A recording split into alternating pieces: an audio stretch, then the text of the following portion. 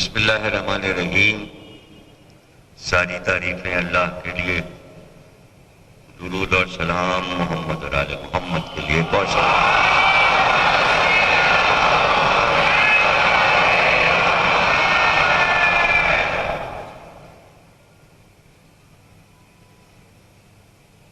سلسلہ اعزا کی تیسری تقریر آپ حضرات عزا خانہ زہرا حیدرآباد دکن میں سماعت فرما رہے ہیں۔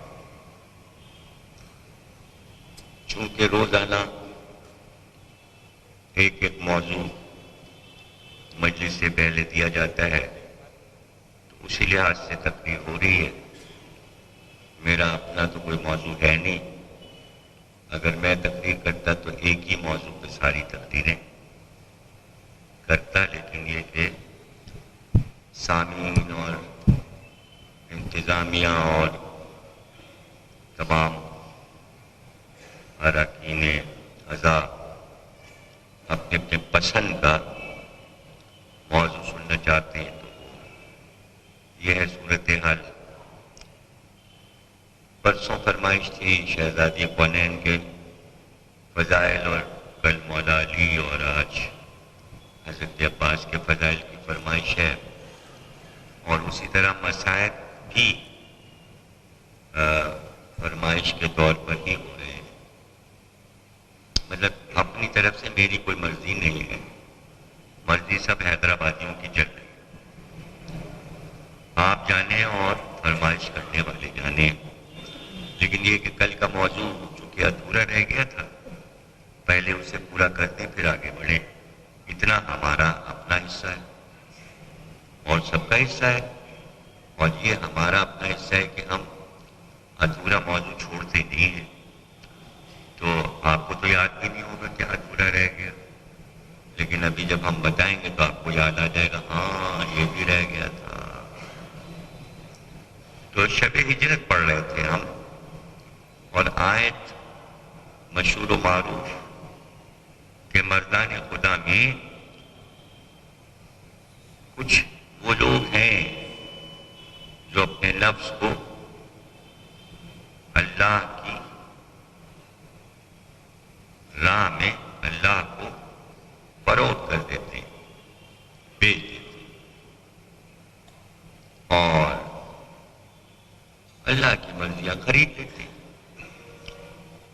تو اللہ ان سے بہت ہی محبت کرتا ہے اور ان پہ بہت مہربان ہے، اللہ ان سے بہت قریب ہے، اور وہ سارے کام جو اللہ حکم دیتا ہے اور بندہ اسے بجا لاتا ہے تو اللہ اس میں کہتا ہے ہم اس بندے سے بہت قریب ہو جاتے ہیں۔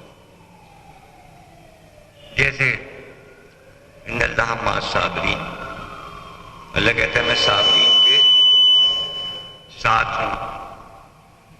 تو اب یہ ساتھ جو ہے، یہ آپ کے ساتھ بیٹھے ہیں، یہ آپ کے ساتھ بیٹھے ہیں، یہ آپ کے ساتھ بیٹھے ہیں، تو یہ ساتھ جو ہیں یہ سب جگہ میں آپ کے ایک دوسرے کے شریک ہیں۔ تو اللہ کہتا ہے صابرین میں شریک ہو جاتا ہوں۔ اب یہاں مسئلہ یہ ہے مسلمانوں کا، شیعوں کا، سنیوں کا، کہ عقیدتاً وہ لا شریک ہے، نہ وہ کسی میں شریک ہوتا ہے نہ کوئی اس میں شریک ہوتا ہے، لیکن پھر اللہ یہ بھی کہتا ہے کہ ہم ساتھ ہو جاتے ہیں۔ اللہ ایک ہے، وہ کسی میں سماتا نہیں، وہ کسی کے قریب نہیں آتا، اور پھر یہ بھی کہتا ہے کہ میں ہر انسان کے رگ گلو کے قریب ہوں۔ یہاں چپکا ہوا ہے یہ رگ گلو، اور یہاں اللہ ہر ایک کے ساتھ۔ تو یہ آیات اور یہ چیزیں سمجھنے کے لیے ضروری ہے کہ ہم تشدد پسند نہ ہوں۔ جتنی توحید خود اللہ سمجھا رہا ہے اتنی سمجھیں، اپنی اس میں رائے شامل نہ کریں، رائے شامل نہیں کریں۔ تو اپنی طرف سے دین نہیں بنایا جاتا، ہر آدمی جو ہے چاہتا ہے کہ میں اپنی رائے اللہ کے دین میں شامل کر دوں، اس کو کہتے ہیں شرک۔ شرک کیا ہے؟ اللہ کے بنائے ہوئے احکامات، آیات، اس میں اپنی رائے ٹھوس دینا، نہیں ایسا ہے، تو وہ مشرک ہو گیا۔ یہ ہے شرک کی تعریف۔ اللہ کے علاوہ کسی کو نہ پکاریے، اللہ کے علاوہ کسی سے مدد نہ مانگی۔ کہاں لکھا ہے بھائی؟ ان کا سورہ علم میں لکھا ہے۔ کہاں لکھا ہے؟ سورہ علم میں لکھا ہوا ہے کہ بس ہم سے مدد مانگو۔ مدد کس طرح کی ہوتی ہے بھائی؟ مدد کیا ہے؟ اب مدد کی تو کئی لاکھ قسمیں ہیں۔ آپ کہاں کہاں مدد دیتے ہیں؟ استاد سے مدد لیتے ہیں، سیکھتے ہیں۔ ایک طالب علم دوسرے طالب علم کے پاس پیپر ہونے سے پہلے بیٹھ کے اس کی مدد لیتا ہے۔ کل پیپر ہونے والا ہے، جو تمہیں معلوم ہے میں بتاؤ۔ دوست کی مدد کرتا ہے۔ ایک یہ بھی مدد کی۔ سامان اٹھانے میں بھاری ہے، دوسرے نے اٹھا دیا، رکھ لیا کاندھے پہ سر پہ، یہ بھی مدد ہے۔ تو مدد کی ایک دو قسمیں نہیں ہیں، لاکھوں قسمیں ہیں۔ اچھا اب آپ جا رہے ہیں کسی صاحب سے ملنے،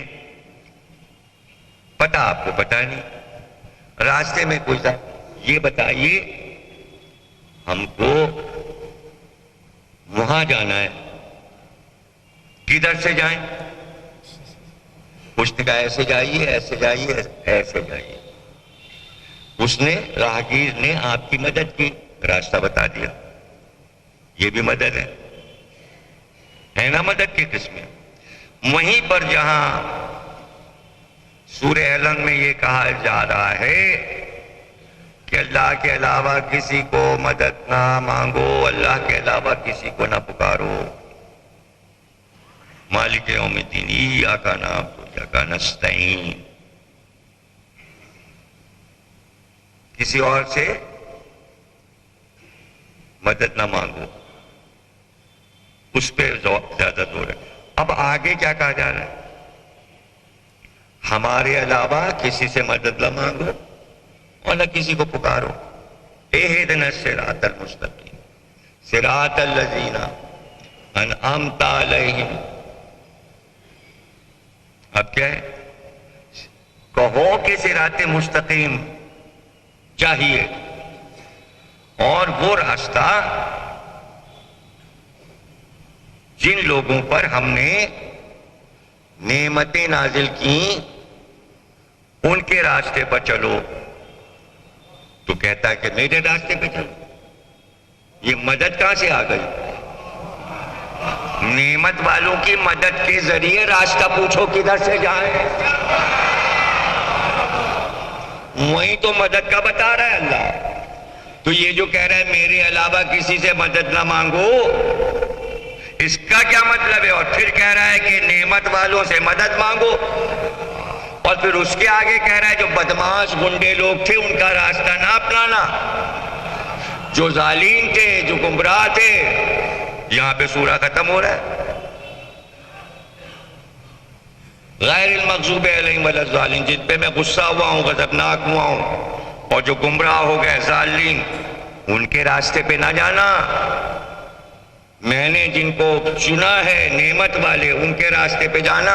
پورا سورہ الحمدی نہیں مسلمانوں کے سمجھ میں آ رہا، نہ شیعوں کے سمجھ میں آ رہا، نہ سنیوں کے سمجھ میں آ رہا۔ مدد تو اسی میں رکھی ہے، نعمت والوں کو پکارو تو صراط مستقیم ملے گا۔ تو یہ جو کہا ہے، جو ایک بات پکڑ لی گئی ہے کہ اللہ کو مدد کو پکارو، اس کے معنی یہ کہ مدد ہم ہی سے مانگو، 365 بتوں سے نہ مانگنا۔ ارے بھائی مکے کے کافروں میں سورہ اترا ہے، کافر ہے نا جب سورہ اتر ہے، جو کلمہ نہیں پڑھا ان کے لوگوں کے لیے، ان سے نہیں مانگو۔ مانگو ہم سے. کیا مطلب ہے ہم سے مانگو؟ مدد ہم سے مانگو، ہم سے پوچھو کہ ہمارا ہادی کون ہے، ہمارا امام کون ہے.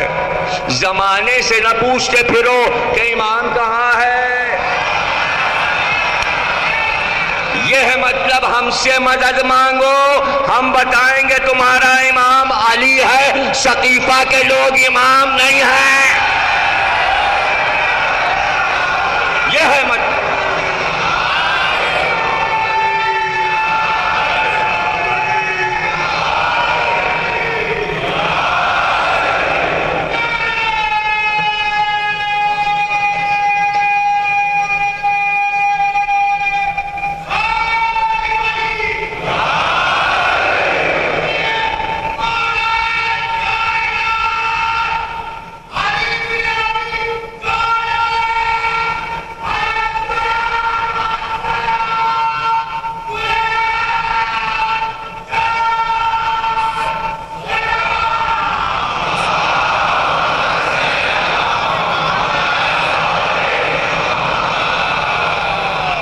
اب اس پر ہی دیکھیے سب لوگ پریشان ہوتے ہیں کہ اللہ کی ساری صفات آپ لوگ علی میں بیان کر دیتے ہیں، اس میں کیا پریشانی؟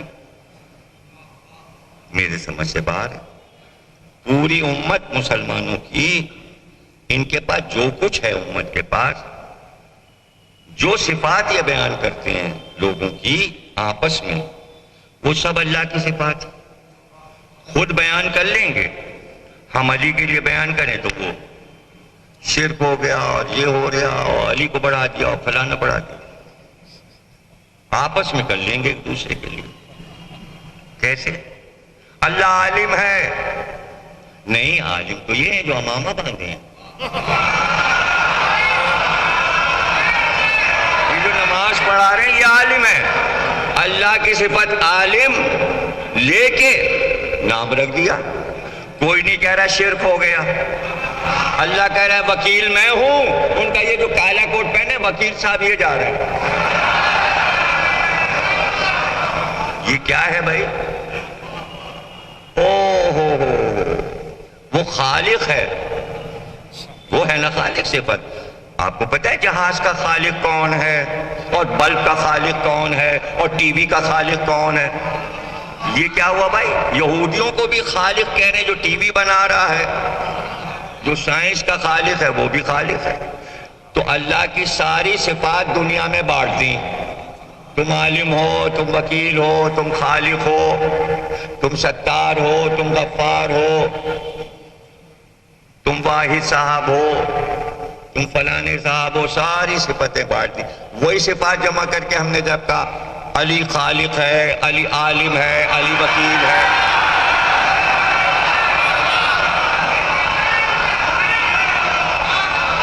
تو یہ باتیں سمجھ میں نہیں آتی کہ میں تو نہیں سمجھ پاتا کہ میں ان باتوں کو کیا سمجھوں، ضد سمجھوں. ان کا دیکھیے رب تو اللہ ہے، اللہ رب ہے. علی کو رب نہ کہیے، علی کو رب نہ کہیے. اور بھائی رب، اس نے قرآن میں رب کی تشریح کیا کی اللہ نے؟ اللہ کا اصل نام کیا ہے؟ آپ کو پتہ ہے اصل نام؟ 3 جگہ قرآن میں اللہ نے کہا میں رب الارباب ہوں، میں ربوں کا رب ہوں. یہ ربوں کون ہے؟ یعنی میں 14 ربوں کا رب ہوں.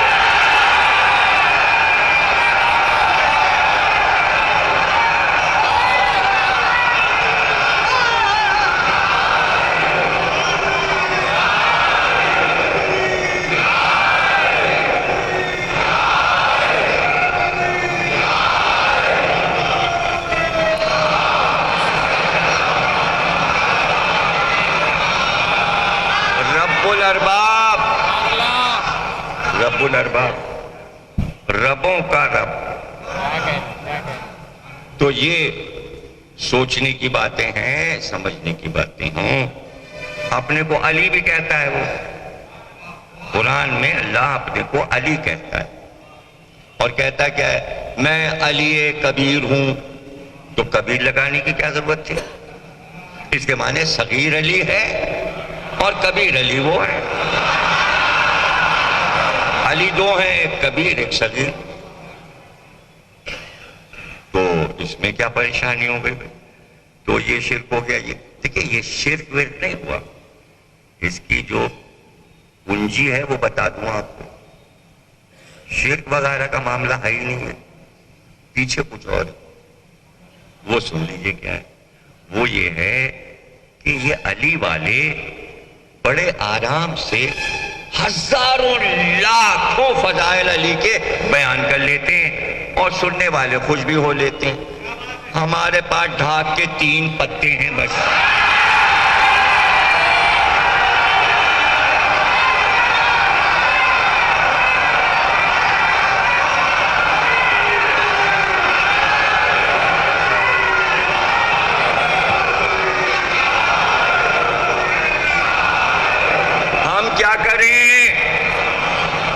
ہم کیا کریں؟ وہ سارے فضائل جو علی کے بیان کی جاتے ہیں وہ ہم کیسے لا کے؟ اس لیے کہ وہ فٹ ہی نہیں ہو رہے. کچھ چیزیں ایسی ہوتی ہیں کہ اللہ نے مناسبت سے بنائی ہیں. تو جو نام رکھے ہیں آل محمد کے وہ مناسبت سے رکھے ہیں. کچھ ایسا وزن ہے ان ناموں میں کہ اس کے ساتھ جو وزن کے لفظ آتے ہیں وہ موضوع اور میزان میں رہتے ہیں، پیمانے میں رہتے ہیں. یعنی اتنی آسانی سے وزن میں لفظ آتا ہے یا علی مدد.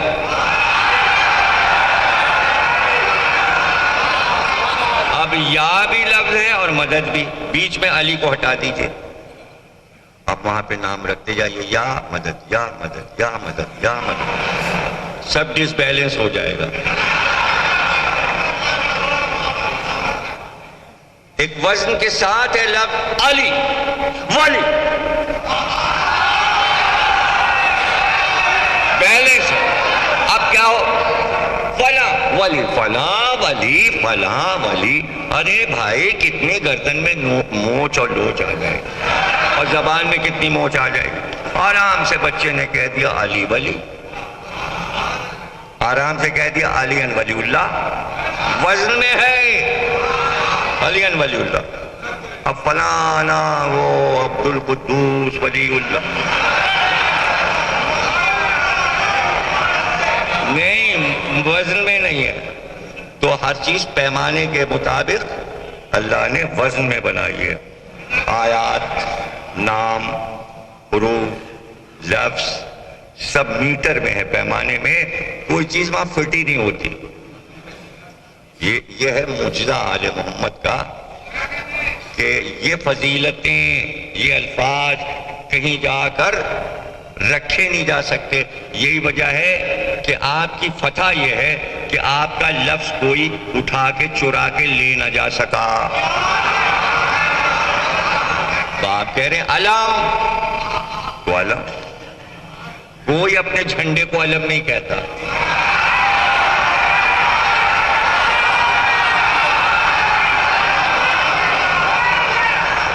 آپ نے کہا سبیل، تو بس سبیل ہے، حسین کی سبیل ہے. سبیل کوئی بھی لگائے لکھنا پڑے گا سبیل حسین. کسی کی سبیل نہیں ہوتی. کہاں سے لفظ لائے گا؟ آپ نے کہا غدیر خم، آپ نے کہا مولا، تو دوسرا لفظ کہاں سے آئے گا؟ اب کہہ کے دیکھ لیجئے مولا علی، کتنا اچھا لگ رہا ہے. مولا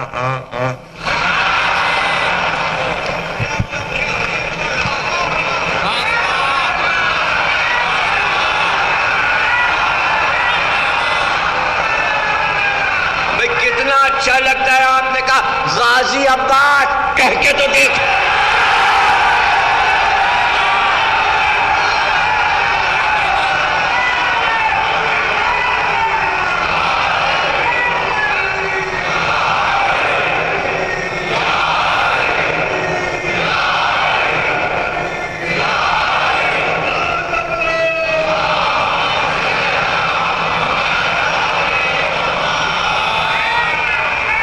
اس میں کوئی پریشانی نہیں ہونی چاہیے، اور اس کو سوچنا چاہیے غور سے کہ مرضیاں ہم نے ان کو دے دی۔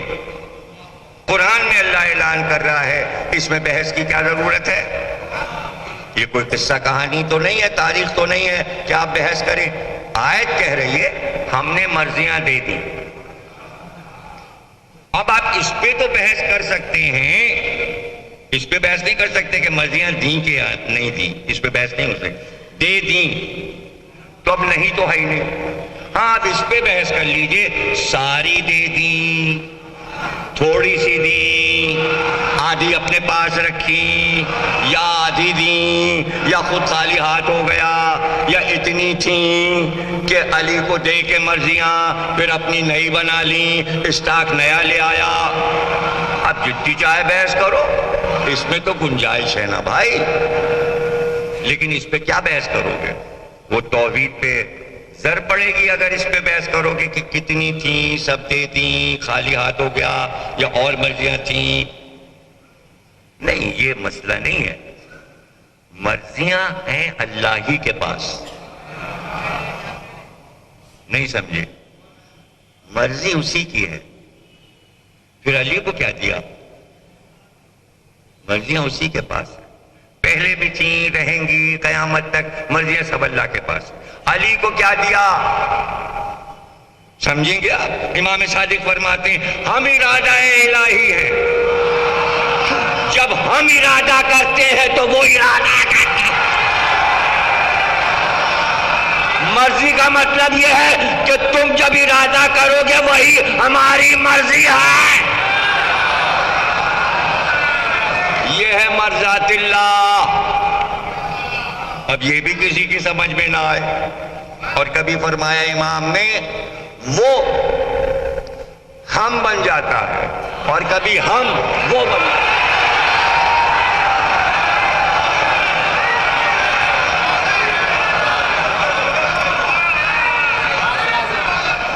یہ معرفت والے سمجھ سکتے ہیں،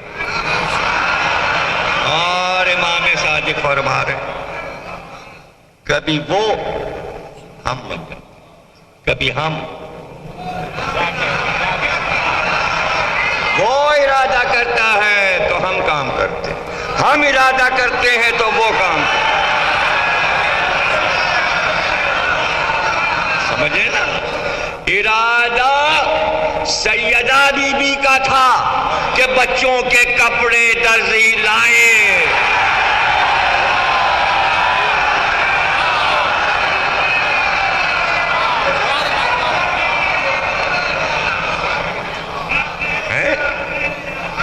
ان کہا کہ بھئی علی کا امتحان ہو جائے کہ علی غیب جانتے ہیں کہ نہیں۔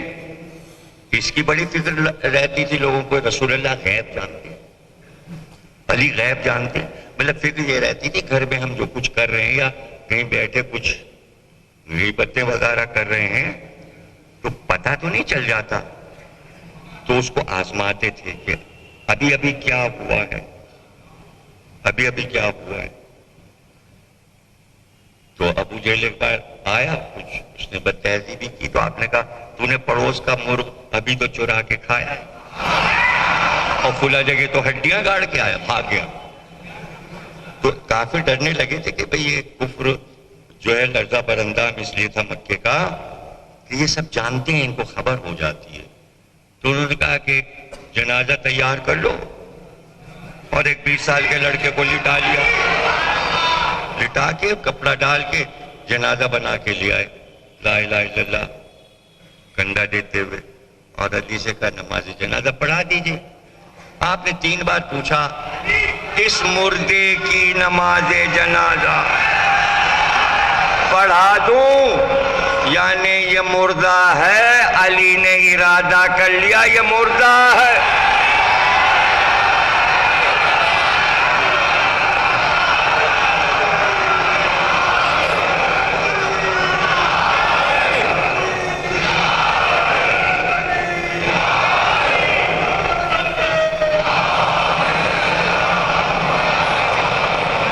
اب آپ اس پہ تو بحث کر سکتے ہیں، اس پہ بحث نہیں کر سکتے کہ مرضیاں دیں کہ نہیں دیں، اس پہ بحث نہیں ہو سکتی. دے دیں تو اب نہیں تو ہے ہی نہیں. ہاں اب اس پہ بحث کر لیجئے، ساری دے دیں، تھوڑی سی دیں، آدھی اپنے پاس رکھی، یا آدھی دیں، یا خود خالی ہاتھ ہو گیا، یا اتنی تھیں کہ علی کو دے کے مرضیاں پھر اپنی نئی بنا لیں، اسٹاک نیا لے آیا. اب جتنی چاہے بحث کرو، اس میں تو گنجائش ہے نا بھائی. لیکن اس پہ کیا بحث کرو گے؟ وہ توحید پہ زر پڑے گی اگر اس پہ بحث کرو گے کہ کتنی تھیں، سب دے دیں، خالی ہاتھ ہو گیا، یا اور مرضیاں تھیں. نہیں، یہ مسئلہ نہیں ہے. مرضیاں ہیں اللہ ہی کے پاس. نہیں سمجھے؟ مرضی اسی کی ہے. پھر علی کو کیا دیا؟ مرضیاں اسی کے پاس ہیں. پہلے بھی تھیں، رہیں گی قیامت تک، مرضیاں سب اللہ کے پاس. علی کو کیا دیا؟ سمجھیں گے آپ؟ امام صادق فرماتے ہیں ہم ارادہ الہی ہیں. جب ہم ارادہ کرتے ہیں تو وہ ارادہ کرتا ہے. مرضی کا مطلب یہ ہے کہ تم جب ارادہ کرو گے وہی ہماری مرضی ہے. یہ ہے مرضات اللہ. اب یہ بھی کسی کی سمجھ میں نہ آئے. اور کبھی فرمایا امام نے وہ ہم بن جاتا ہے، اور کبھی ہم وہ بن جاتا ہے.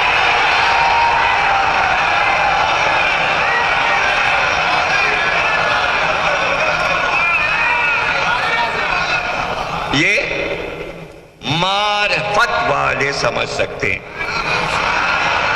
اور امام صادق فرما رہے کبھی وہ ہم بن جاتے، کبھی ہم.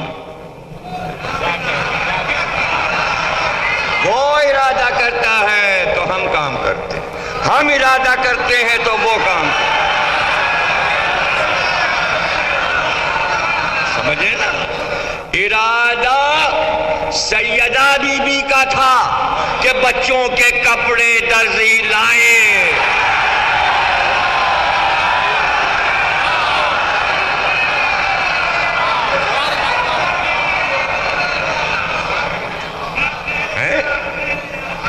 ان کہا کہ بھئی علی کا امتحان ہو جائے کہ علی غیب جانتے ہیں کہ نہیں. اس کی بڑی فکر رہتی تھی لوگوں کو، رسول اللہ غیب جانتے ہیں، علی غیب جانتے ہیں. مطلب فکر یہ رہتی تھی گھر میں ہم جو کچھ کر رہے ہیں یا کہیں بیٹھے کچھ غیبتیں وغیرہ کر رہے ہیں تو پتہ تو نہیں چل جاتا. تو اس کو آزماتے تھے کہ ابھی ابھی کیا ہوا ہے، ابھی ابھی کیا ہوا ہے.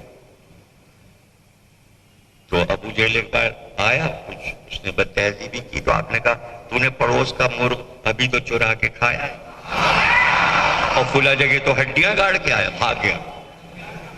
تو کافی ڈرنے لگے تھے کہ بھئی یہ کفر جو ہے لرزہ پر اندام اس لیے تھا مکے کا کہ یہ سب جانتے ہیں، ان کو خبر ہو جاتی ہے. تو انہوں نے کہا کہ جنازہ تیار کر لو، اور ایک 20 سال کے لڑکے کو لٹا لیا، لٹا کے کپڑا ڈال کے جنازہ بنا کے لے آئے، لا الہ الا اللہ کنڈا دیتے ہوئے، اور علی سے کہا نماز جنازہ پڑھا دیجئے. آپ نے 3 بار پوچھا اس مردے کی نماز جنازہ پڑھا دوں، یعنی یہ مردہ ہے، علی نے ارادہ کر لیا یہ مردہ ہے.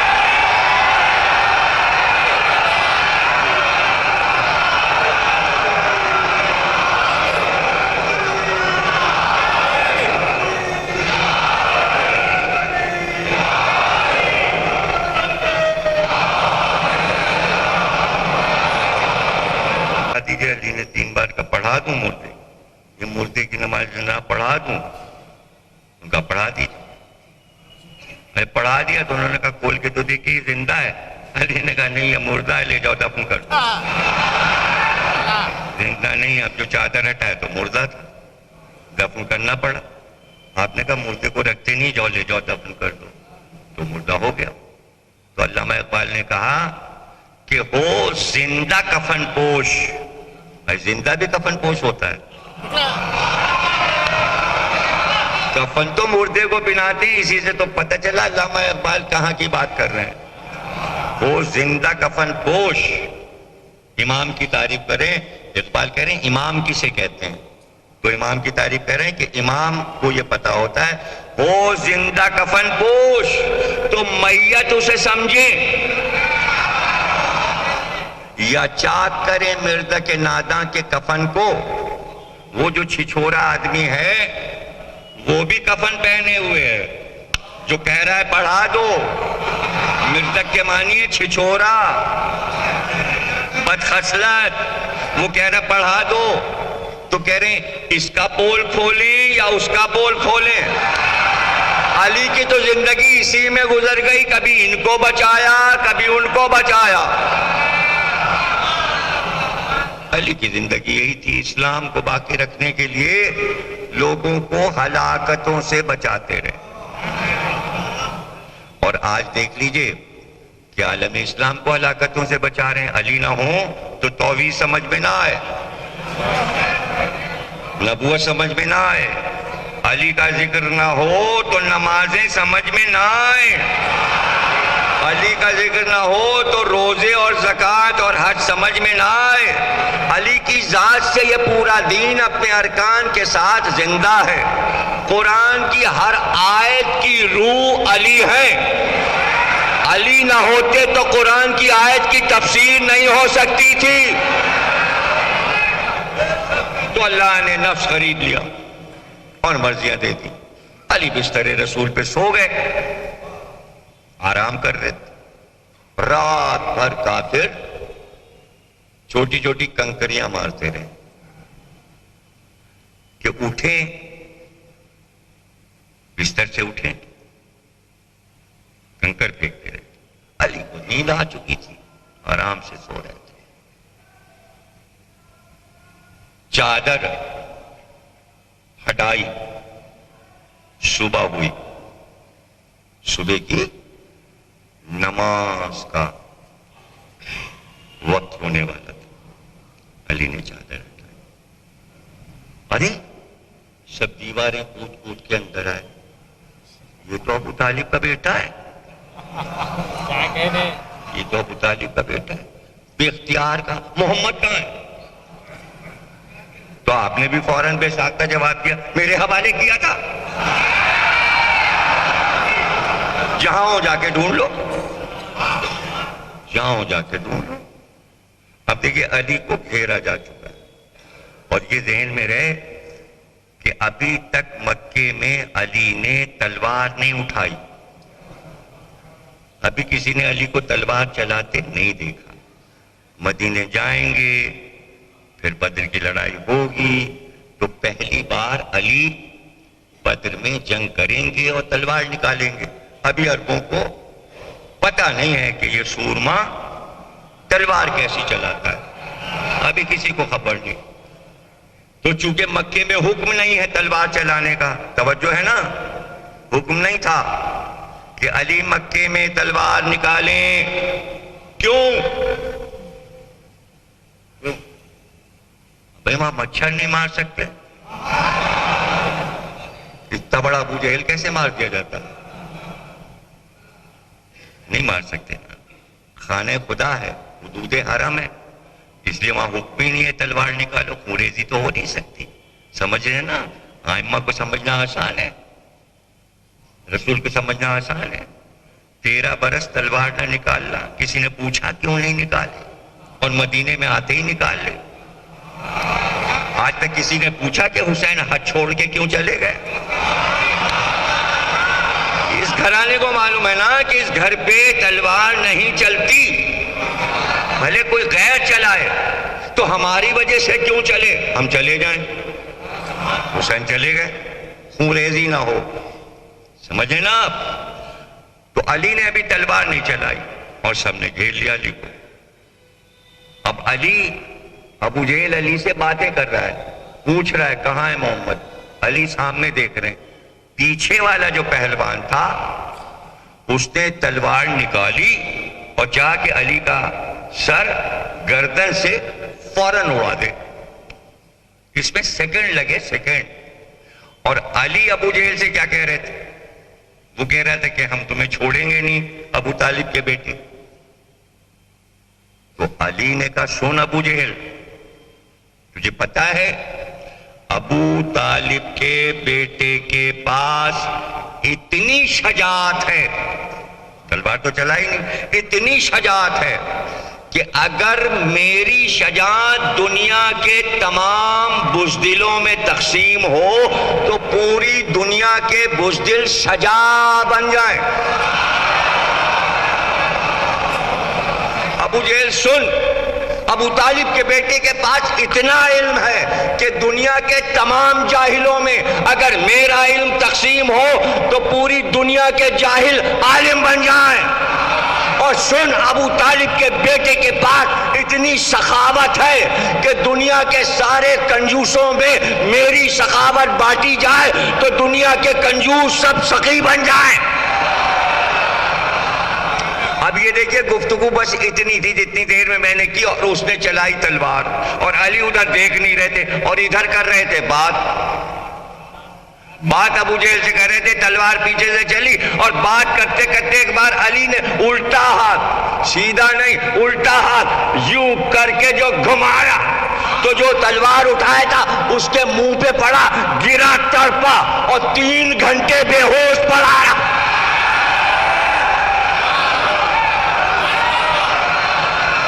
3 گھنٹے بے ہوش پڑا. نام وام سب تاریخ میں لکھا ہے، ہم تو بغیر نام وام کے بات کرتے ہیں. کہاں ناموں میں پڑھیں اور کہاں اتنے نام یاد رہیں گے؟ حافظہ نہیں، ناموں کا حافظہ نہیں. اور اس کے بعد علی اٹھے اور کہا سنو، میرے بھائی نے مجھے اس لیے چھوڑا ہے کہ ان کے پاس تم لوگوں کی امانتیں تھیں، تم امانتیں رکھاتے تھے. اگر ہم چلے جاتے تو تم کہتے ہماری امانتیں لے گئے بنی ہاشم. ہم کو اس لیے چھوڑا کہ سب کی امانتیں جہاں جہاں رکھی ہیں انہیں واپس کر کے آنا. اب پتہ چلا علی کو کیوں چھوڑا ہے. اور علی باہر گئے اور مکے کے بازار سے، وہیں سے مکے والوں سے، بدوؤں سے 4-5 اونٹ کرائے پہ لے آئے اور لا کے گھر کے سامنے بنوا دی. اور خادموں سے کہا سب پہ ناکے باندھ دو اور پردے ڈال دو. گھر کی ساری عورتیں میرے ساتھ ہجرت کر کے جائیں گی. رسول اللہ تو اکیلے گئے، بیویاں تو ابھی گئیں نہیں. تو کہتے ہیں اس اماری میں 5 بیویاں ایسی تھی جن کے نام فاطمہ تھے. فاطمہ بنت اسد، فاطمہ بنت زبیر، فاطمہ بنت حمزہ، فاطمہ بنت محمد.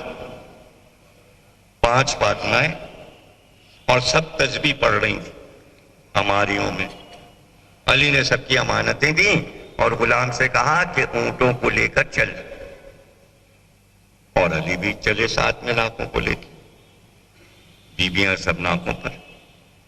جب مکے کے بالکل باہر نکل گئے کہ اب سرحد سے باہر نکل گئے، یہاں اب سب جمع ہوئے، تلواریں نکالی مکے والوں نے اور گھوڑوں پہ بیٹھے اور کہا سنو، وہ تو نکل گیا عبداللہ کا بیٹا، ابو طالب کا بیٹا بھی اگر ہاتھ سے نکل گیا تو ہم کہیں کے نہیں رہیں گے. کیوں نہ ہم آج علی کو یہاں مار لیں، قتل کر لیں، تاکہ محمد کی آدھی طاقت تو ختم ہو جائے. بعد میں محمد کو بھی قتل کر لیں گے. اس لیے سب چلو اور حملہ کرو. عورتیں ہی تو ساتھ ہیں، کیا کر پائیں گے. ایک بار سامنے سے لشکر جناب گرد اڑاتا ہوا، اور اس میں ابو جہل بھی اور فلانا اور فلانا اور بہت سے ابو اور یہ اور وہ اور وہ سب گھوڑوں پہ بیٹھے ہوئے چلے آ رہے ہیں، اور تلواریں چمکاتے ہوئے، تلواریں لہراتے ہوئے، نعرے لگاتے ہوئے رک جاؤ ہم تمہیں جانے نہیں دیں گے، اور یہ اور وہ رجز بھی پڑھ رہے ہیں اور وہاں پھپکار رہے ہیں اور للکار رہے ہیں. غلام نے کہا لشکر آ رہا ہے. مولا نے کہا مت گھبراؤ، سارے ناکے کھجور کی درخت سے باندھ دو، ہماریاں اتار کے نیچے رکھ دو، بیبیاں اس میں بیٹھی رہیں گی. اس کے بعد علی آگے بڑھے تلوار کمر میں لگائے تھے، نیام کے اندر تھی. آگے بڑھ کے علی نے تلوار کے قبضے پہ ہاتھ رکھا اور آگے بڑھے. اب لشکر پورا آیا اور ابو جہل آگے بڑھا. اس نے کہا ہم تمہیں جانے نہیں دیں گے، ہم تمہیں قتل کر دیں گے. علی نے کہا بھئی سنو، یہ بتاؤ 13 برس ہم تم میں رہے، ہم نے تمہارے دشمنی اور مخالفت میں کبھی تلوار نکالی؟ سب سناٹے میں آ گئے، سب جوش ووش ختم. کہانی کبھی نہیں نکالی، آپ نے تلوار کبھی نہیں نکالی. اب پوچھو کیوں نہیں نکالی؟ سب نے کہا بھئی کیوں نہیں نکالی؟ کہا روز ارادہ کرتا تھا کہ جا کر تم لوگوں کا قیمہ بنا دوں. جیسے ہی میں تلوار اتارتا تھا میرا بھائی محمد مجھ سے لپٹ جاتا تھا، کہتا تھا علی ابھی نہیں، ابھی نہیں. میں تلوار رکھ کے باہر آ جاتا تھا خالی ہاتھ. سنو، مجھے بار بار محمد روکتے تھے، اب اس وقت مجھے کوئی روکنے والا.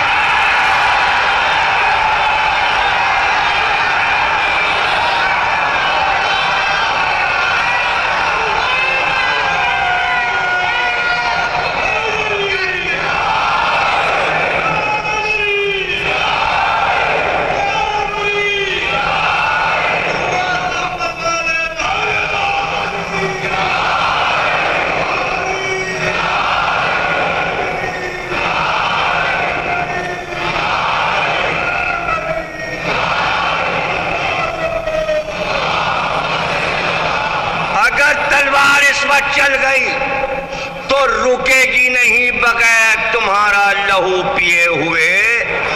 لشکر پیچھے کی طرف الٹ گیا، ایسے بھاگے جیسے تھے ہی نہیں. علی نے غلام سے کہا ناکوں پر ہماریاں رکھو، روانہ ہو جاؤ. کہ شان سے مکے سے علی نکلے اور مدینے پہنچے. رسول اللہ بھی پہنچ چکے تھے مدینے. سرحد مدینہ پہ استقبال ہوا. ایک ایک کہہ رہا ہے ہمارا مکان خالی ہے، ہمارا مکان خالی ہے، ہمارے مکان میں تشریف لے چلیے. آپ نے کہا ہم مدینے میں قدم رکھیں گے ہی نہیں. سب نے کہا سرکار تھکے ہوئے. کہ جب تک علی نہیں دکھائی دیں گے میں مدینے کے شہر میں علی کے بغیر داخل نہیں ہوں گا. اور پھر خوشخبری مل گئی کہ علی آ گئے. دوڑ کر علی کو گلے سے لگا لیا اور علی کو لے کر ساتھ میں مدینے میں داخل ہوئے. اور اس کے بعد کہا بھئی یہ فیصلہ کہ کس کے گھر پہ رہیں گے. ناکے سے اترے اور ناکے کو چھوڑ دیا اور کہا دیکھو یہ ناکہ چلے گا، یہ جہاں جہاں جائے گا اس کی مہار میں نے زمین پہ چھوڑ دی. یہ اس کا رسی کا ٹکڑا جو ہے مہار، یہ جہاں جہاں خط کھینچے گی اتنے حصے میں ہم رہیں گے. اس نے خط کھینچ دیا. آپ نے کہا بنیاد رکھ دو، یہ ہے پہلی مسجد نبوی. بھائی بنیاد کس نے رکھی؟ ایک جانور نے، ایک جانور نے. جانور لکیر کھینچے تو سرحد بنے. دنیا کی پہلی مسجد کون سی ہے؟ پہلی مسجد مسجد نبوی. پہلی مسجد ایک جانور کے گلے کی رسی سے حد بندیوں میں بنی. تو اللہ کا گھر جانور کا احسان مند ہے. ہم ایک جانور اگر گھوڑا نکال دیں جلوس میں تو لوگوں کو پریشانی ہو جاتی ہے. پریشانی کوئی بات نہیں. جانور حصے دار رہا ہے ہمیشہ انبیاء کے گھرانے کا. اس میں کوئی پریشانی نہیں ہونی چاہیے. سارے جانور اس گھر کے حصے دار رہیں. پرندے بھی، جانور بھی، گھوڑا بھی، اونٹ بھی، کبوتر بھی. سب کا قرآن میں بھی ذکر ہے، حدیثوں میں بھی ذکر ہے. اور میری دو کتابیں اگر آپ پڑھیے کہاں یہاں آپ کو ملتی ہوں گی وہاں سے کتابیں. انسان اور حیوان میں نے اشرا پڑھا ہے, پورا اشرا ہے نیٹ پر دیے کہ جانور نے کیا خدمات کی ہیں ائمہ کی اور انبیاء کی. اور اس کے علاوہ دوسری کتاب ہے میری میر انیس کے کلام میں حیوانات کا تذکرہ, وہ بھی پڑھیے, دلچسپ کتاب ہے. تو پڑھیں بھی, سنیں بھی اور پڑھیں بھی. اور جسے اردو نہیں آتی وہ اردو ضرور سیکھے. پھر میں کہوں گا کہ اہل بیت دنیا کی کوئی زبان نہ سمجھا سکی, نہ عربی سمجھا سکی نہ فارسی. اردو نے بتایا اصل میں کہ اہل بیت کی ذات کیا ہے. ہم اردو کے احسان مند ہیں کہ اس نے روحانیت سمجھا دی, معرفت سمجھا دی. دیکھیے عربی کو اگر سمجھانا ہوتا تو یہ نہ کہتی عربی کہ مولا کے 18 معنی ہیں, سمجھا دیتی پھر علی کو, کہتی نہیں ایک ہی معنی ہے, علی ولی اللہ. عربی کو کہنا چاہیے تھا نا, لیکن یہاں آئے تو اردو نے سمجھا دیا کہ صرف علی ولی اللہ نہیں, خلیفتہ بلا فصل بھی ہے. یہ اردو کا کارنامہ ہے, یہ عربی کا نہیں ہے, یہ فارسی کا نہیں ہے, یہ اردو کا کارنامہ ہے. یہ دکن اور لکھنؤ کا کارنامہ کہ اردو نے بچوں کو سمجھایا کہ علی ولی اللہ کے آگے بھی اور کچھ ہے, حجت اللہ بھی ہے نا, سمجھ ہے نا. تو اردو کی خدمت اب ہمیں کرنی چاہیے. پہلے اردو نے خدمت کی عوام کی دکن میں اور لکھنؤ میں, اب آپ کو کرنی چاہیے. ہندی کوئی الگ نہیں ہے, ہندی بھی اردو ہی ہے, لکھنے میں فرق ہے, پڑھی ایک ہی طریقے سے جاتے. وہ ہندی میں آپ لکھیں گے آنا تھا, تو اردو میں لکھیں گے الف زبر آ زبر نا آنا تے الف تھا. اور ہندی میں لکھیں گے بڑا آ, نا کے آگے پھر آ کی بندی, آنا, اور تھا اور آ کی پائی تھا. پڑھنے میں تو ایک ہی, لکھنے کا مسئلہ ہے. تو اب وہ کمپیوٹر پہ بڑی آسانی ہے, ان پیج بھی آ گیا. ان پیج میں آپ آرام سے عربی بھی لکھ سکتے ہیں, فارسی بھی لکھ سکتے ہیں, اردو بھی لکھ سکتے ہیں. تو کمپیوٹر پہ بیٹھ کے سیکھیے. ٹائم پروفیسر احتشام حسین نے لکھا 12 برس کا بچہ 12 زبانیں سیکھ سکتا ہے 12 سال کی عمر میں.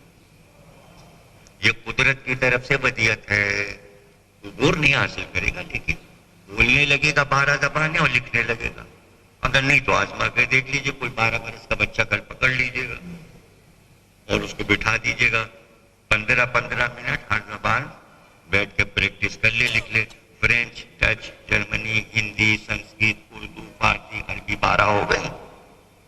1 مہینے کے بعد پتہ چل جائے گا وہ 12 سال کا لڑکا ساری زبانیں بول بھی رہا اور لکھ بھی رہا. دل لگانے کی بات ہے. کاہلی اور سستی, اب جو پڑھ لیا تو انٹر کر لیا تو اب بی اے کر لیا, اب کیا پڑھیں, اب کیا اسکول تھوڑی ہے, اب تو شادی کرنی ہے, دولہا بننا ہے اور نوکری کرنی ہے. اور وہ تو انٹر کیا ہی اسی لیے تھا کہ کہیں جاب گورنمنٹ کی مل جائے گی. تو اماں نے کہا تھا لڑکی تو ہم نے دیکھی ہوئی ہے, ہم کرا دیں. لڑکی وڑکی چھوڑیے, علم سے شادی کیجیے. زبان و ادب سے شادی کیجیے.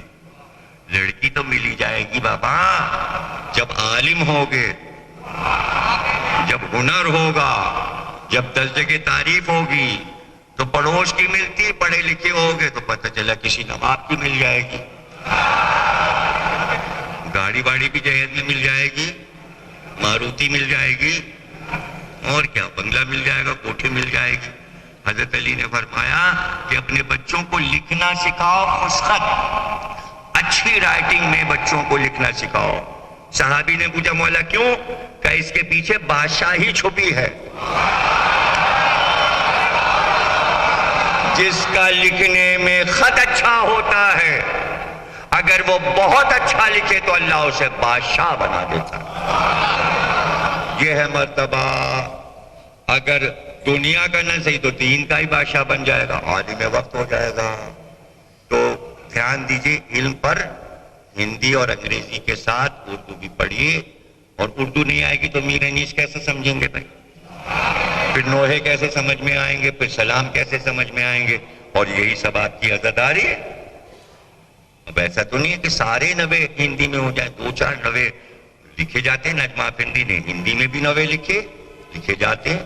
تو کہنے کا مطلب یہ ہے کہ خوب علم حاصل کیجئے تاکہ جو آپ کا ذخیرہ بھرا ہوا ہے. آج میں سالار جنگ میں بیٹھا ہوا تھا تو یہاں ایک خزانہ ہے کروڑوں اربوں روپے کا علمی.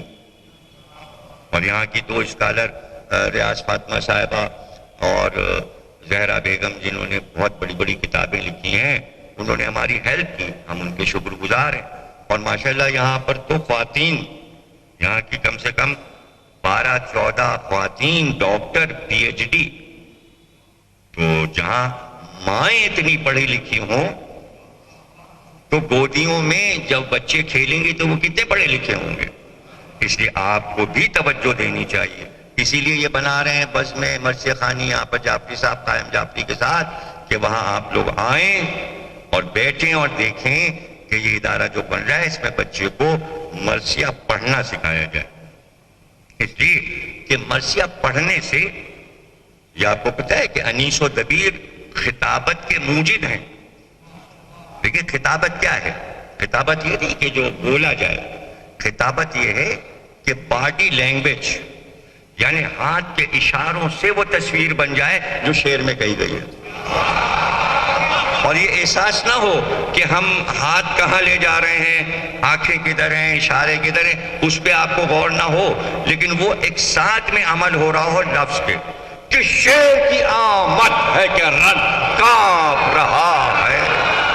رن ایک طرف, رستم کا بدن زیر کفن کانپ رہا ہے. ہر قصر سلاطین زمن کانپ رہا ہے. دیکھا آپ نے, یعنی تصویر بن گئی. آمد, حضرت عباس کی آمد. جنگ بہت دور ہے. صرف ہمارے شعراء نے یہ بتایا کہ جب خیمے سے نکل کر, رخصت ہو کر, لشکر سے مل کر, خدا حافظ کہہ کر, علم لے کر جب رن کی طرف چلے تو اتنے لمحے کو, وہاں سے یہاں تک آنے کے اس فاصلے کو ہمارے شعراء نے قیامت کر دی صرف آمد پر. قیامت کر دی. آ رہے ہیں حضرت عباس. اب دیکھیں میر انیس ابھی آمد ہوئی نہیں, ابھی گھوڑے پہ چڑھے, ارادہ کیا, اور میر انیس نے کہا کہتے ہیں ملک عرش کے پائے کو سنبھالے.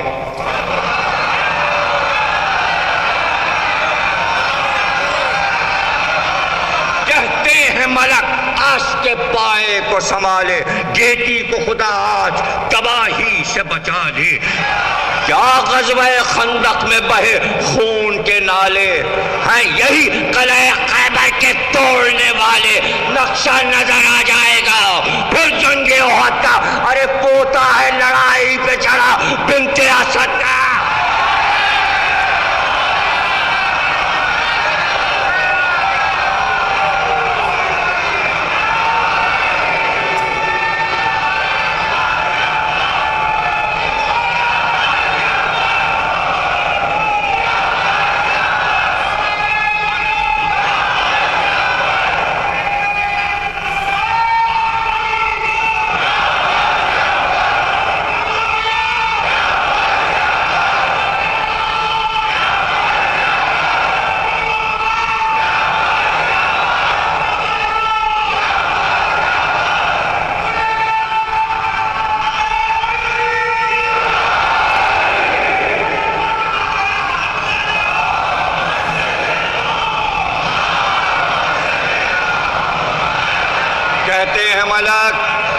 عرش کے پائے کو سنبھالے، گیتی کو خدا آج تباہی سے بچا لے، کیا غزوہ خندق میں بہے خون کے نعرے، ہیں قلعہ خیبر کے یہی توڑنے والے، نقشہ نظر آ جائے گا پھر جنگ احد کا، ہوتا ہے لڑائی پہ چڑھا بنت اسد کا۔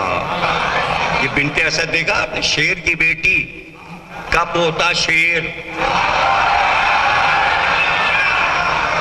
اب یہ سب دیکھیے کمالات ہیں، جب آپ مرثیے کو سیکھیں گے پڑھیں گے تو آپ کے علم میں لاکھوں گنا زیادہ اضافہ ہوگا۔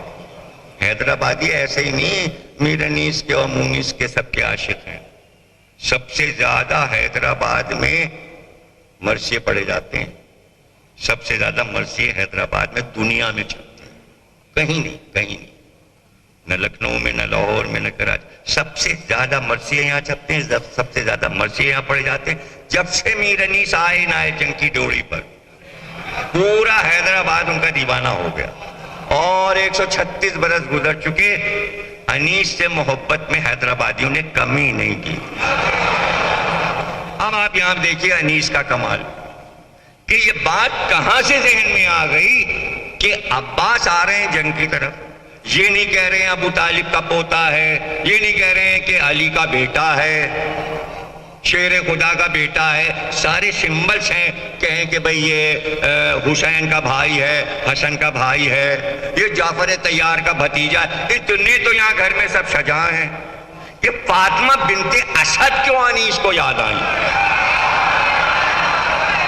ہاں یہی سمجھانا ہے اس وقت جناب عالی، تاکہ بچوں کے سمجھ میں مرثیہ آئے۔ اب آپ دیکھیے، جیسے ہی مولا خیبر میں پہنچے اور مرہب مقابل میں آیا، مرہب مقابل میں آ گیا تو مولا علی نے اس سے کہا واپس جا، چلا جا۔ اس نے کہا کہ میں کیوں جاؤں، میں جاؤں گا تو سب عورتیں ہنسیں گی، تو میں تو واپس نہیں جاؤں گا کہ یہ بھاگا ہے میدان سے۔ کہا کلمہ پڑھ لے، کہا یہ ہمیں گوارا نہیں، کہا تو پھر مقابل پہ آ کے تلوار کا وار کر۔ ہاں چلو ٹھیک، وار کر۔ لیکن مسئلہ کیا ہوا، اس نے پڑھا رجس تو علی نے بھی رجس پڑھا، اس نے اپنی اماں کا ذکر کیا، علی نے کہا اور میری ماں نے میرا نام حیدر رکھا ہے۔ بھائی یہ پہلی لڑائی ہے جس میں مولا نے اپنی والدہ کا ذکر کیا، ورنہ میں ابو طالب کا بیٹا ہوں، لیکن آج کہہ رہے ہیں میری ماں نے میرا نام حیدر رکھا ہے، نام کا تعارف بھی ہو گیا اور یہ بھی بتا دیا نام ماں نے رکھا ہے۔ حالانکہ سرکار نے علی نام رکھا تھا، اللہ کی مرضی سے آسمان سے نام اترا تھا، اور نانا کی یادگار میں اسد نام رکھا گیا تھا تاکہ نانا کا نام زندہ رہے، لیکن حیدر نام یاد آ گیا، ماں حیدر کہتی تھی۔ اچھا یہ حیدر کیوں کہتی تھی آپ کو پتا ہے؟ حیدر اس لیے کہتی تھیں کہ ریشم کی ڈوریاں ہوتی تھیں، اسے قماد کہتے تھے، قاف میم الف دوئے، تو بچے کو جب جھولے میں لٹاتے تھے تو کہیں کروٹ میں گر نہ جائے زمین پہ، تو ریشم کی ڈوریاں ایسے کر کے باندھ دیتے تھے، اور اس کے بعد ماں کام کرنے لگتی تھی بچے کو اس میں باندھ کے، جب فاطمہ بنت اسد آتی تھی ساری ڈوریاں ٹوٹی پڑی ہوتی، اور مولا جھولے میں اپنے فضائل شجاعت کے دکھا رہے ہوتے تھے۔ اب جملہ تو میرے پاس ہے ہی نہیں، مولا کوئی عام تو ہے نہیں کہ میں بچے کا کھیل جھولے کا بیان کروں، شجاعت کے جوہر دکھا رہے ہوتے تھے، اور اس دن تو ظاہری ہو گئے جب میعاد الولد آ گیا، وہ تو سانپ پالا ہوا تھا کافروں نے وہاں مکے میں کہ بھئی بچہ پیدا ہوا، ان کا اس کے سامنے پھینک دیا، اس نے سونگا ٹھیک ہے بھئی حلالی ہے، اور اگر 10 لیا مر گیا، حلالی نہیں. پتہ چلا ابو طالب کیا بیٹا ہوا ہے. ابو جہل وہ لے کے آ گیا. اچھا گھر میں فاطمہ بنت اسد اکیلی تھی, وہ کام کر رہی تھی. اس نے ساتھ چھوڑ دیا. وہ خوشبو سونگتا ہوا بچے کی جھولے کے پاس پہنچ گیا اور کمر پہ اٹھا اور اٹھ کے جھولے پر اس نے کہ علی کو سونگے. پورا منہ لے گیا اوپر پھن. مولا نے مڑ کے دیکھا یہ کہاں سے آ گیا. دونوں ہاتھ ایسے ملائے اور اس کے منہ میں ڈال کے اور چیرتے چلے گئے.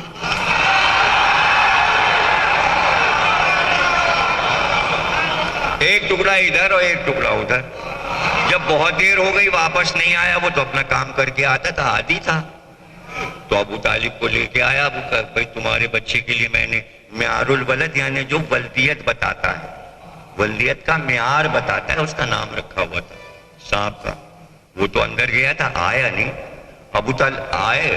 ابو جہل سے کہا کہ دیکھ لے کیا ہوا. اندر آیا تو وہ مرا پڑا تھا, 2 ٹکڑے. وہ تو غصے میں آ گئے. اس نے کہا اب فیصلہ کیسے ہوگا کہ بچہ حلالی ہے یا یہ تو بتاتا تھا. تو اتنی دیر میں رسول اللہ نکل کے آ گئے. کہا ابو جہل جا, انسانوں کے ولدیت کا معیار درندہ نہیں ہوتا. اب آج سے قیامت تک حلالی اور اس کا فیصلہ علی سے ہوگا.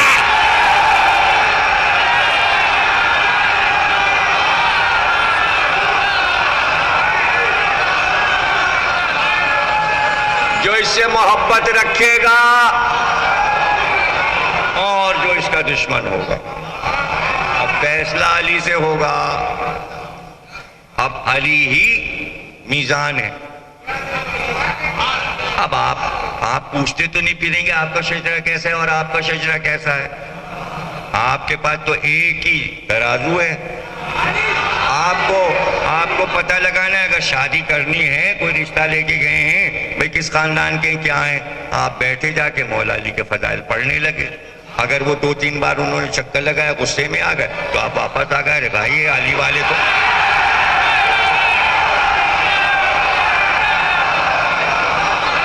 اب تو آپ کے پاس بہت آرام سے پورا شجرہ موجود ہے. فضائل علی پہ جو خوش ہو گیا, 4 آپ نے سنا ہے, 8 انہوں نے سنا ہے. ان کا بھائی ماشاءاللہ ہمیں یہ رشتہ منظور ہے.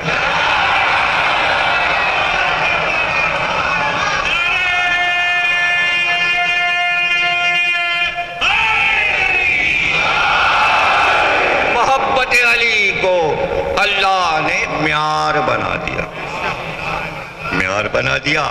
تو اب ظاہر ہے کہ ماں نے جب دیکھا کہ رسیاں ٹوٹ جاتی ہیں, ریشم کی ڈوریاں, تو ایک دن آئی تو دیکھا ڈوریاں ٹوٹی پڑی تھیں.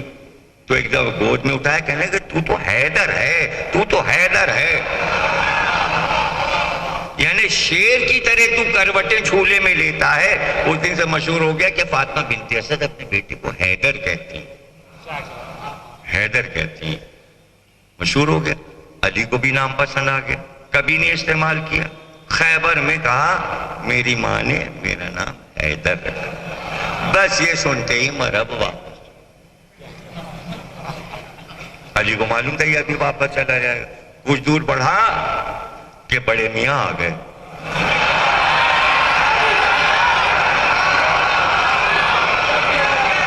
اور وہ کہنے لگے کہاں جا رہا ہے. کہا ارے بھائی کیا کروں, جوانی میں عین جوانی میں خواب دیکھا تھا کہ شیر نے مجھ پہ حملہ کیا اور میرا سینہ پھاڑ دیا. تو میں نے اپنی ماں کو خواب سنایا کہ میں نے رات کو خواب دیکھا کہ شیر نے میرا سینہ پھاڑ دیا.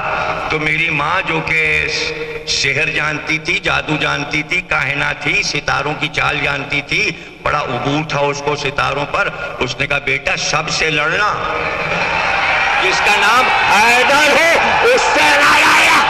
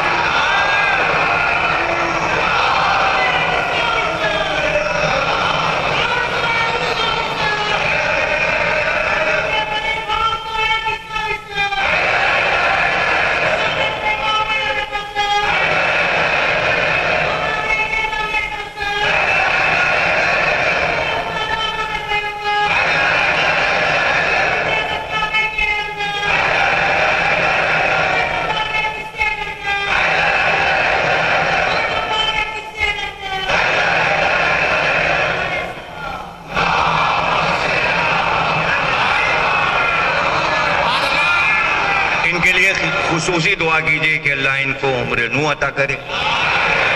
اور یہ یہاں کے عزاخانوں کی زینت ہیں، اور اگر ہمارا بس چلتا تو ہم ان کو شوکیس میں رکھ کے کراچی لے جاتے.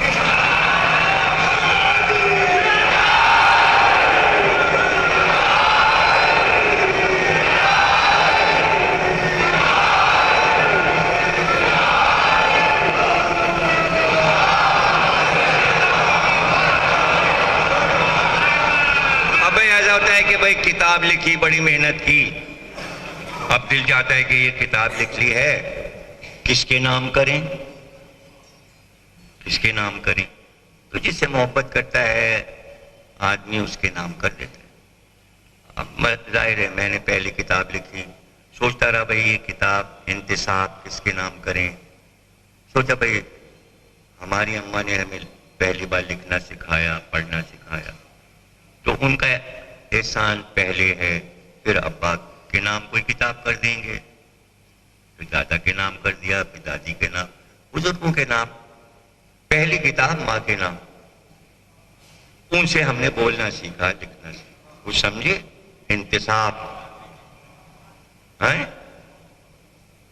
4 لڑائیاں علی لڑ چکے تھے، بدر، احد، خندق، خیبر.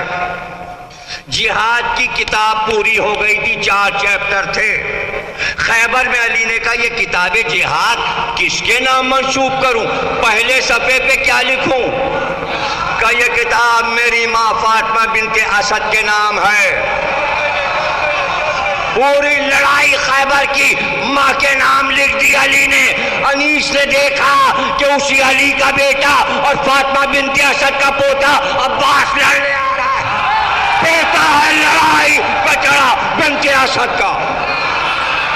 ایک لفظ کی تشریح انیس کی ہے، اگر سارے لفظوں کی تشریح کروں تو اشرا ہو جائے.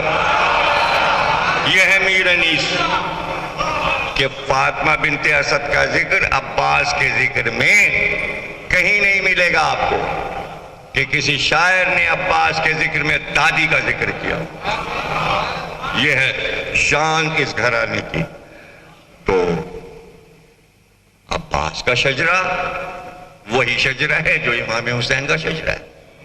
صرف یہ کہ ماں جو ہیں اور نانا جو ہیں وہ عظیم ترین ہیں دنیا کے، وہ کسی کو نہیں مل سکتے. حسین جیسی ماں کسی کی نہیں ہو سکتی، حسین جیسا نانا کسی کا نہیں ہو سکتا. لیکن اس میں کیا کریں گے؟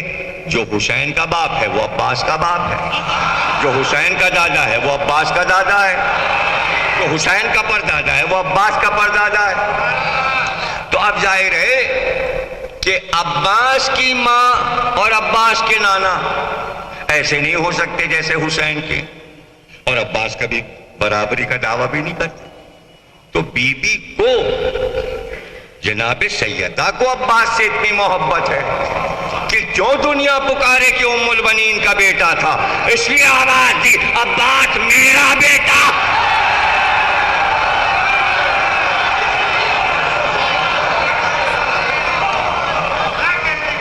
اس لیے اب عراق میں تمام ماتم ہوتا ہے جب حضرت عباس کا ماتم، یا سیدی یا عباس، ابن زہرا یا عباس.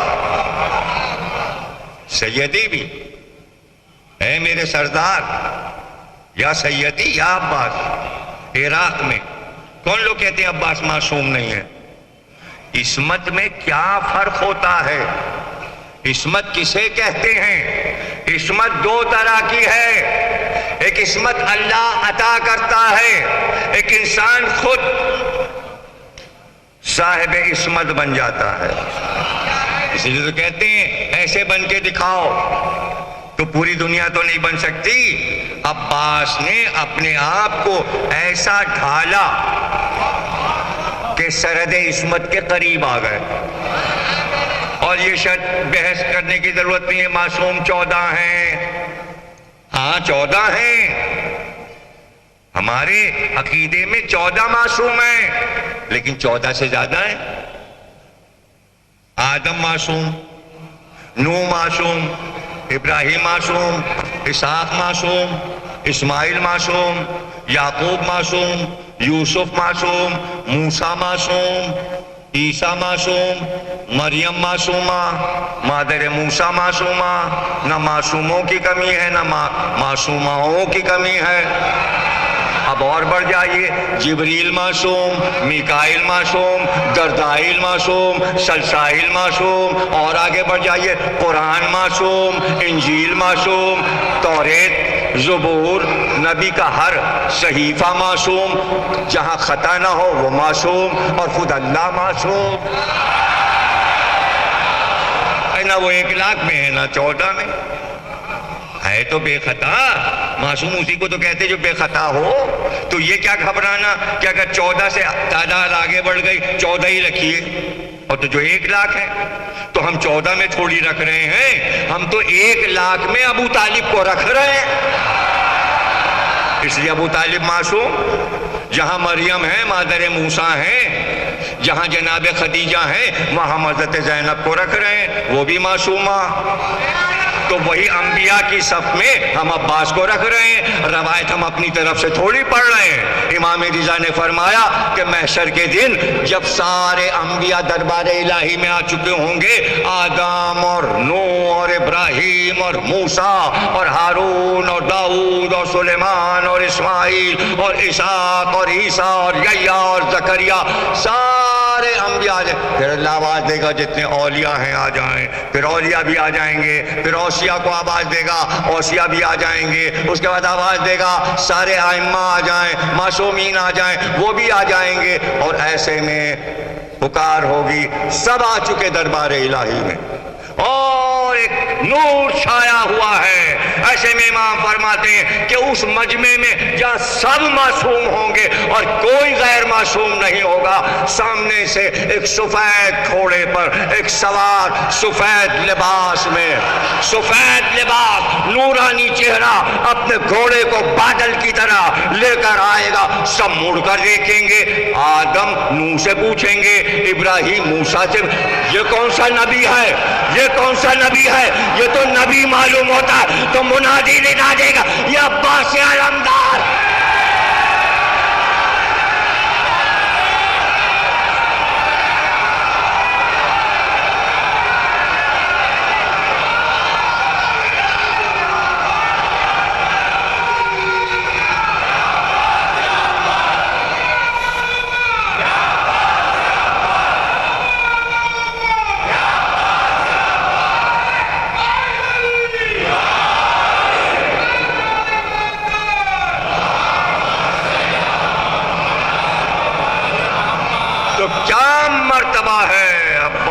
علمدار ایک خطاب حضرت عباس کا ایسا ہے جو کسی کو نہیں ملا۔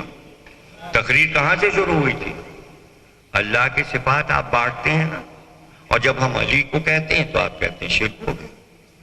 یہی تو نہ تھا پہلا جملہ۔ امام نے فرمایا عباس کے بہت سے خطابات ہیں، اس میں خطاب ہے عباس ذوالجلال ذوالاکرام۔ کیا خطاب ہے؟ کیا خطاب ہے؟ ذوالجلال ذوالاکرام جلال۔ عباس قرآن کا جلال ہے، عباس علی کا جلال ہے، عباس حسین کا جلال ہے، اور جلال اللہ کو علی جانتے ہیں۔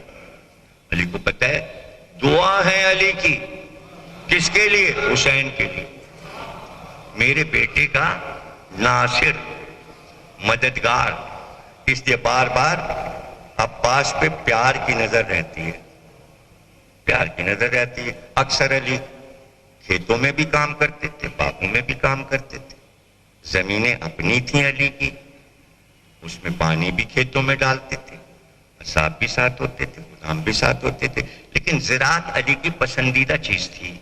اسی طرح باغات بھی تھے، علی کے اپنے باغات تھے، اور اس کی نگرانی ہوتی تھی رات۔ جب اس میں پھل آتے تھے تو رات کو علی باغ کے تلایا پھرا کرتے تھے۔ آدھی رات ہو گئی تھی، علی تلایا پھر رہے تھے باغ کے چاروں طرف گھوڑے پہ سوار، کہ ایک بار حضرت عباس آ گئے اور کہا کہ بابا آپ اب گھر جائیے، بیٹا آ گیا۔ 9 سال کے تھے اس وقت حضرت عباس، آ گئے اور کہا آپ گھر تشریف لے جائیے، شہزادیاں بھی بلاتی ہیں اور مادر گرامی بھی، آپ نے کھانا نہیں کھایا، آدھی رات ہو گئی، اب آپ کی جگہ میں پہرا دوں گا اس بار۔ مولا نے کہا اچھا قریب آؤ، حضرت عباس آئے، آپ نے نقاب کا شملہ لے کے اور منہ پر باندھ کے نقاب بنا دیا، آنکھیں ہیں چہرہ بند ہے، اور کہا یہ تلوار لو اور پہرا دو، اور مولا نے چلے۔ لیکن چلتے چلتے کہا عباس خیال رکھنا کسی کو باغ میں جانے نہ دینا۔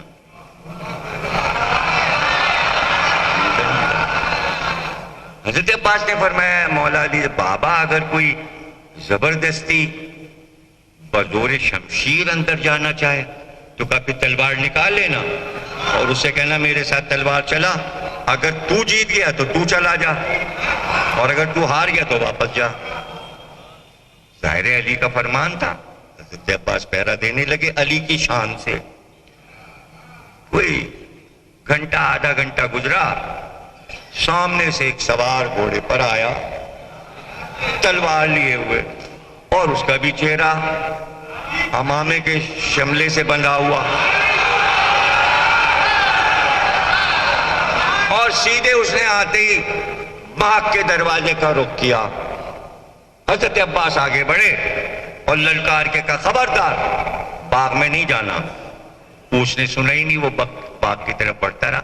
آپ نے اپنا گھوڑا اس کے گھوڑے کے آگے ترچھا کیا اور راستہ روکا اور کہا اگر تجھے خواہش ہے باغ میں جانے کی تو تلوار نکال، مجھ سے تلوار چلا، اگر تو جیت جائے مجھے زہر کر لے تو باغ میں چلا جا۔ اس نے بھی تلوار کھینچی، عباس نے بھی تلوار کھینچی، ادھر سے بھی ایک بار ادھر سے بھی ایک بار، تلوار سے تلوار ٹکرانے لگی، اور کبھی گھوڑا یہ کعوہ کھاتا ہے، کبھی وہ گھوڑا کعوہ کھاتا ہے، کبھی ادھر سے وار کبھی ادھر سے وار۔ بھئی کافی دیر ہو گئی، 3 ساڑھے 3 بج گئے۔ ٹائم وغیرہ تو میں آپ کو سمجھانے کے لیے بتا رہا ہوں عرب کے ٹائم کے مطابق۔ یہ وہ وقت تھا عرب میں کہ جو لوگ میدان جنگ میں جاتے تھے ڈیوٹی پر، یہ سب سمجھانے کے لیے، ڈیوٹی پہ جو جاتے تھے تو وہ رات کو اٹھ جاتے تھے 3 بجے۔ اس کی وجہ کیا تھی کہ تنور جو تھے جس میں روٹی لگتی ہے وہ بازار میں ہوتے تھے، اور گھر کی عورتیں آٹا گوندھ کر برتن میں رکھ کر وہاں جاتی تھی اور روٹی لگوا کر خواتین تنور سے آتی تھی، تاکہ جیسے ہی صبح کی نماز کے بعد شوہر گھر میں آئے تو روٹی کھائے، گھوڑے پہ بیٹھے اور میدان جنگ میں چلا جائے۔ یہ عرب کا دستور تھا۔ اب وہاں کی عورتیں آٹے گوندھ کے لے کر برتن میں تنور جانے والی ہیں، تو سب سے پہلے جو عورت اپنے گھر سے نکلی اس وقت پر کہ اس کا شوہر تیار ہو رہا تھا کہ تو روٹیاں پکوا کے لا، اور وہ زرہ بختر اور تلوار اور سارا سامان نکال کے رکھ چکا تھا کہ یہ جب روٹیاں لے کے آ جائے گی کھانا کھا کے میں گھوڑے پہ بیٹھوں گا، ہتھیار لگاؤں گا اور چلا جاؤں گا۔ وہ گئی آٹا لے کے، اسی راستے سے جو گزری تنور جانے کے لیے، اس نے دیکھا اندھیرے میں 2 سوار لڑ رہے ہیں اور تلوار چلا رہے ہیں۔ وہ کھڑے ہو کے وہ بھول گئی کیسا آٹا، کہاں کا تنور، کہاں کی روٹی۔ اس نے زندگی میں کبھی تلوار کی لڑائی نہیں دیکھی تھی، اور دیکھی تو ایسی لڑائی۔ اب وہ کھڑے ہو کے غور سے دیکھنے لگی اور بار بار دیکھتی ہے کہ یہ بھی برابر سے تلوار چلا رہا ہے سوار، اور وہ بھی برابر سے چلا رہا ہے۔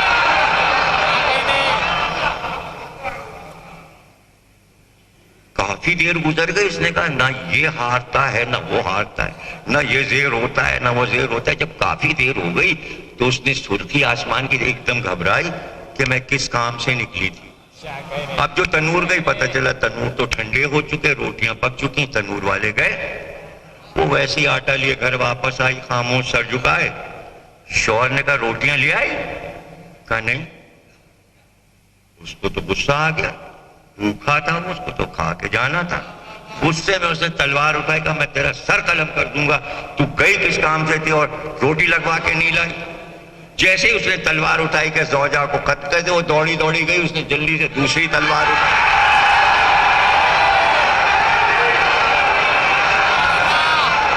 شوہر نے وار کیا، اس نے وار کو روکا.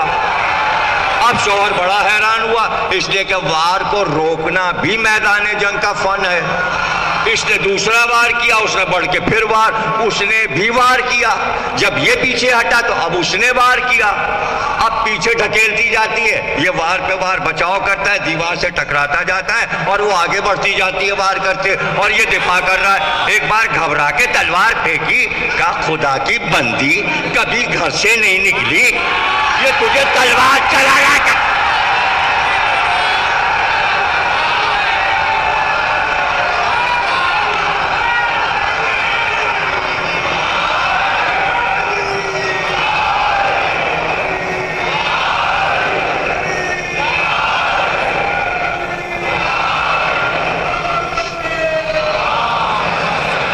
اس نے بھی تلوار پھینک دی. جب شوہر نے پھینکی تو اس نے بھی پھینک دی. کہا بھائی تجھے تلوار چلانا کہاں سے آ گئے؟ اس نے کہا مجھے کب چلانا آتی تھی تلوار؟ وہ تو میں ابھی روٹیاں لگوانے تنور گئی تھی، وہ باغ کے پاس میں نے دیکھا دو جوان لڑ رہے تھے. وہ ایسی لڑائی لڑ رہے تھے، ایک ایک وار میری نگاہوں میں بس گیا کہ تلوار چلاتے کیسے ہیں، وار کو روکتے کیسے. قدرتی طور پہ میرا ہاتھ تلوار کی طرف بڑھا. اب میں وہی کر رہی تھی جو ابھی دیکھ کر آئی ہوں. شوہر نے کہا ایسے معجزاتی وار کہاں ہوتے، میں بھی تو دیکھوں. اس نے کہا چل ابھی تو سوال لڑ رہے. دونوں میاں بیوی آئے، دیکھا تو واقعی لڑائی ہو رہی ہے، تلوار چل رہی ہے اور کیا وار ہو رہے ہیں، اور ایسے گھوڑے کے سموں سے چنگاریاں نکل رہی ہیں. اور ایسی لڑائی تو دیکھی نہیں تھی، دو برابر کے سوار، دو برابر کے بہادر لڑ رہے ہیں. اس کے بعد دونوں نے دیکھا کہ ایک بار جیسے ہی صبح صادق کی لکیر ہوئی، انہوں نے دیکھا کہ وہ سوار جو باغ کی طرف آیا تھا، اس نے اپنے چہرے سے نقاب ہٹائی، کہا باز باز میں تیرا باپ علی ہوں.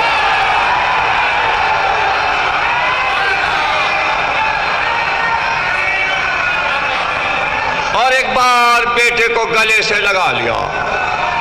کہا عباس میں اس لیے واپس گیا تھا اور پھر واپس آیا کہ میرا عباس کربلا میں تلوار چلائے گا تو کس شان کی چلائے گا.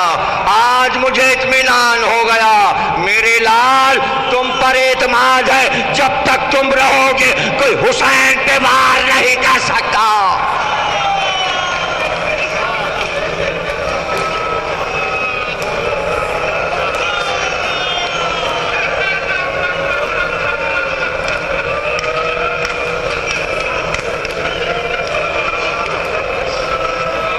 جزاک اللہ.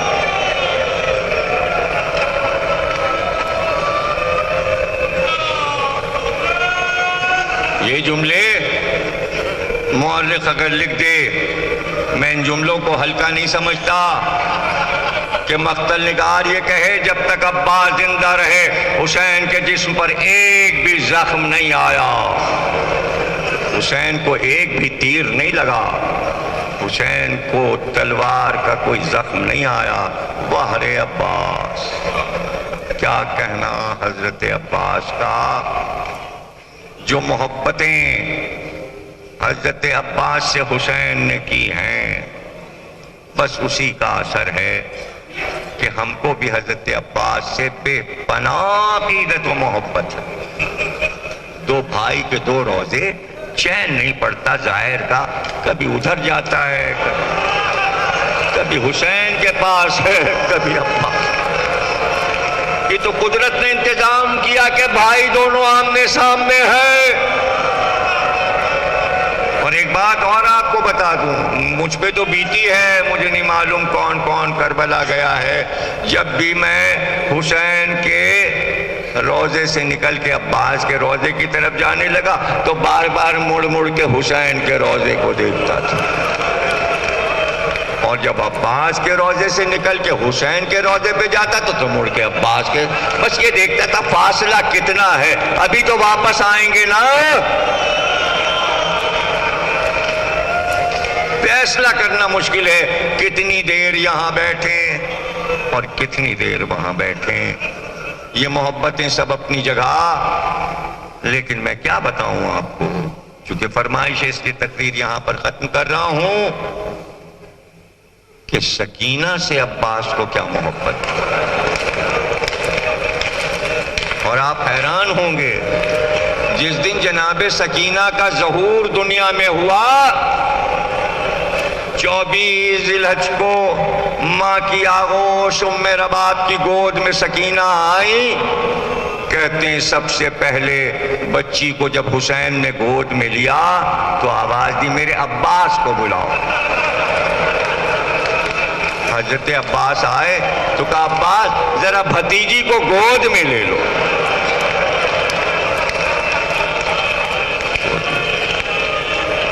ادھر عباس نے سکینہ کو گود میں لیا، ادھر حسین کی آنکھ سے آنسو چلے، منظر دیکھا۔ بھائی کیا نظر آیا؟ یہ حسین کو کیا نظر آیا سنو گے؟ کیا نظر آیا؟ صبح سے عباس کہہ رہے تھے مجھے میدان جنگ میں جانے دیجئے، حسین کہتے تھے عباس ہم تمہیں میدان جنگ میں نہیں جانے دیں گے، تم میرے بابا کی نشانی ہو، تم میرے لشکر کے علمداروں میں جانے نہیں دوں گا۔ جب بہت اصرار کیا عباس نے تو ایک جملہ کہا، امام حسین نے کہا اچھا ایسا کرو دونوں ساتھ چلیں، ایک طرف تم حملہ کرو ایک طرف میں حملہ کرو، دونوں ساتھ لڑیں گے۔ چپ ہو گئے، سر کو جھکا لیا، کہا یہ نہیں ہو سکتا۔ کہا کیوں نہیں ہو سکتا؟ کہا آپ دوسری طرف لڑتے رہیں گے، میں ادھر مصروف ہوں گا، اگر اس درمیان میں کسی نے آپ کو ایک تیر لگا دیا تو عباس کے تو مر جانے کی جگہ، ایسا نہیں ہو سکتا۔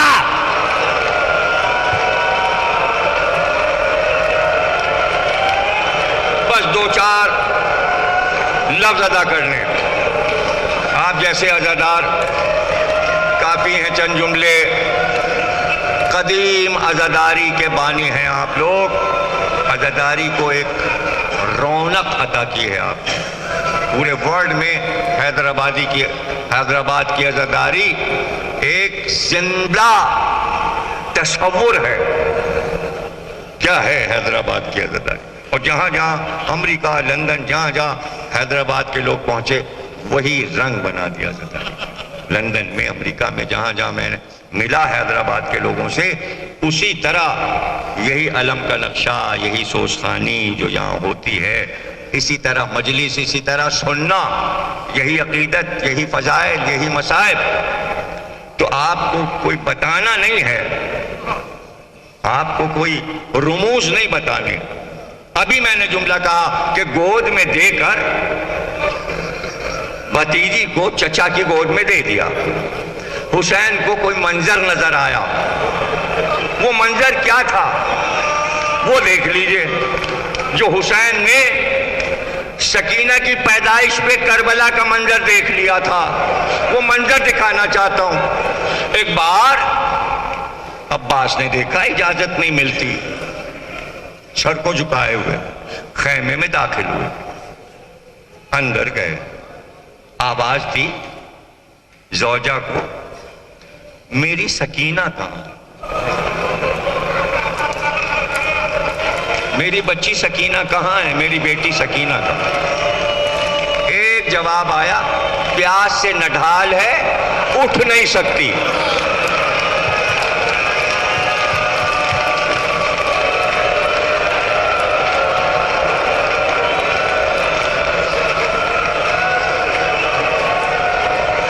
اس سے پہلے کہ میں آپ کو یہ منظر دکھاؤں، ایک منظر اور دیکھ لیجئے، زحمت ہوگی۔ یہ تو چچا ہے نا، عباس تو سکینہ کے چچا ہیں، حضرت عباس کی زوجہ سکینہ کی کون ہوئی؟ چچی۔ تو جب چچا چاہتا ہے تو چچی بھی تو چاہتی ہوگی۔ سکینہ بی بی سوچنے لگی، پانی نہیں ہے، خیموں میں پانی نہیں، میرے چچا عباس علمدار ہیں، شاید ان کے خیمے میں چچی کے پاس کچھ پانی بچا ہو۔ چلو چچی سے پانی مانگ لیں گے. بہت روئیں گے آپ. بھائی اس وقت خیمے میں سکینہ داخل ہوئی جب سکینہ کی چچی نماز ختم کر کے سلام پھیرنے جا رہی تھی. جیسے ہی احساس ہوا کہ سکینہ خیمے میں داخل ہوئی ہے، عباس کی زوجہ نے نماز کو آگے بڑھا دیا. پھر اس کے بعد پھر سورہ پڑھا، پھر قیام کیا، پھر بیٹھی، پھر سجدہ کیا. نماز پہ نماز بڑھاتی گئی اور سوچ رہی تھی نماز میں جیسے ہی نماز ختم کروں گی سکینہ پوچھے گی